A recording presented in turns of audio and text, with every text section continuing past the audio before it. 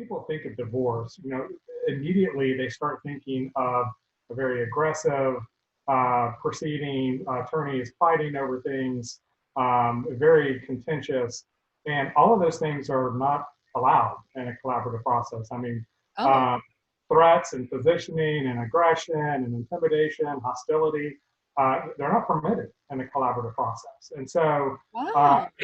and when you sign this agreement, that's part of what you're doing. You're agreeing as the couple, as the attorneys, as everyone involved, that you're not going to go there. And in fact, if one of the parties decides that they want to go into a court proceeding, the entire collaborative process dissolves, and everyone who is involved in that case has to step out. They cannot represent moving forward those individuals or that couple.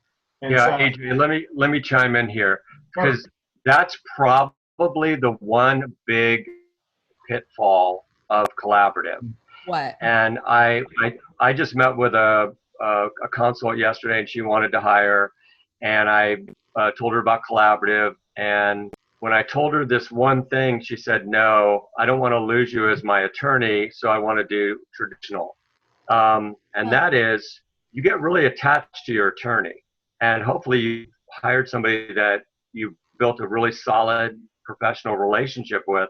There's a high trust level. They've given you really important legal advice, and you're going through this process. And in the collaborative process, the collaborative agreement says that if the process fails, there's no deal, you can't work it out, which is rare. I'm going to say it's very rare.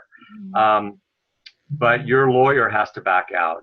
Your lawyer cannot continue with you into now what's going to be a litigation process. Oh, And, wow. and the reason for that is it takes away any incentive that a lawyer might have to kind of sabotage the process so that they could make more money in a litigation process. So that would be unethical anyway. And Right. I hope I don't know any attorneys that would do that, but that was the theory, that they don't want attorneys to be collaborative and then somehow benefit if it doesn't work out. They want them to be fully invested in the collaborative process.